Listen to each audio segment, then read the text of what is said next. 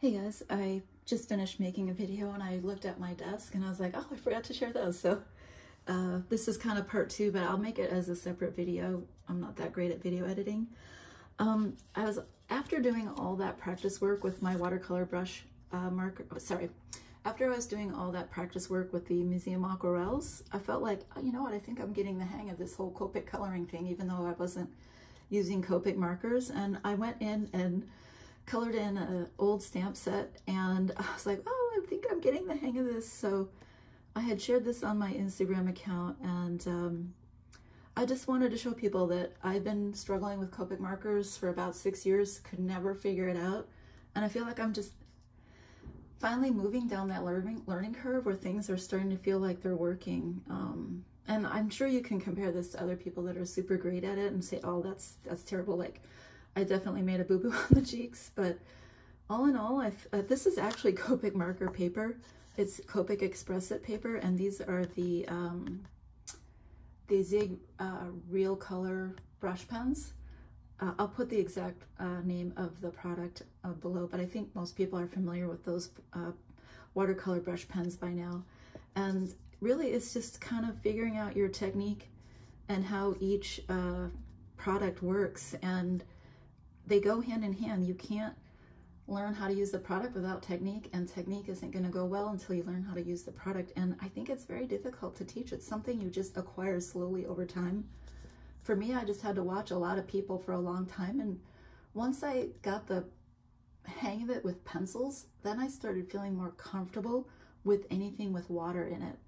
And so it's so interesting how you can kind of take a step back if you're frustrated with your watercoloring and use something like pencil where you have more control. And then once you kind of feel like you've got your technique down, then you can go back to something water-based and there's more of a sense of things working out better. At least that's kind of seems to be how it's working for me. So this is a stamp from a company called Love Cynthia in France. So here I used the museum aquarelles, and I was just literally copying the cover art from the stamp set. Elaine Hughes, she's called Marker Geek on YouTube. I watch her videos every single day and I learn so much from her, and I really study her cover art a lot for all of the stamps that she does cover art for from Stamping Bella. And I love the Tiny Townie collection that this comes from. And I had always wanted to color this image and I never thought I could. And this is literally all with the museum aquarelles. And it really is just a combination of technique and technique in terms of where you're putting your highlights, your midtones, and your shadows. And then your skill with being able to manipulate the medium you're working with, like these watercolor pencils. I did go over the lines here, so that's something I often do with the Copic colors. And this is Arch's watercolor paper, so I just had too much water down and I could not remove that dark pigment. So I'm not sure how I would correct that or in order to give something like this away, but I was always gonna just keep this for myself anyways. So I really just use Copic coloring techniques, and this was all done with the with the museum aquarelle pencils. So here's 2 things that I did with the Zig watercolor brush pens, and you can see how velvety they look and how rich and dark you can get the black. I was kind of shocked. And you can still get like a loose watercolor look here. This was done on Copic Express paper, which was not a good choice, and the paper started shredding almost right away.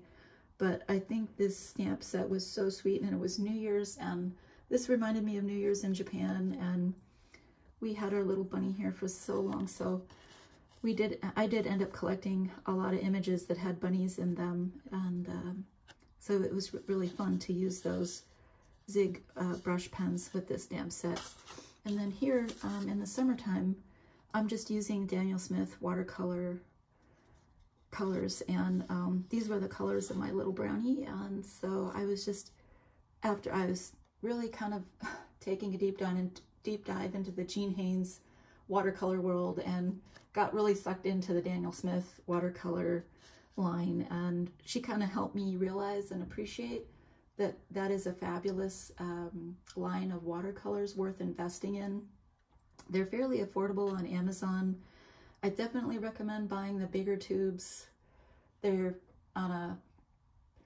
much more cost effective. You get more paint for the price than in comparison to how they're selling them in the small tubes. So I was just really falling in love with a lot of the warm browns that they had to offer. And I just always loved this stamp set from My Favorite Things. I think it's called I Utterly Love You. And I made a bunch of cards this summer, and this was just something that I did for practice and I kept on my desk. So anyways, I guess now I have 2 videos to share, and I just keep these on my desk, and really they just cheer me up. They're not going to go to anybody. I just kind of cheering me up. So anyways, I'm just going to keep this one brief, and I will see you guys on the next video, and thank you for watching.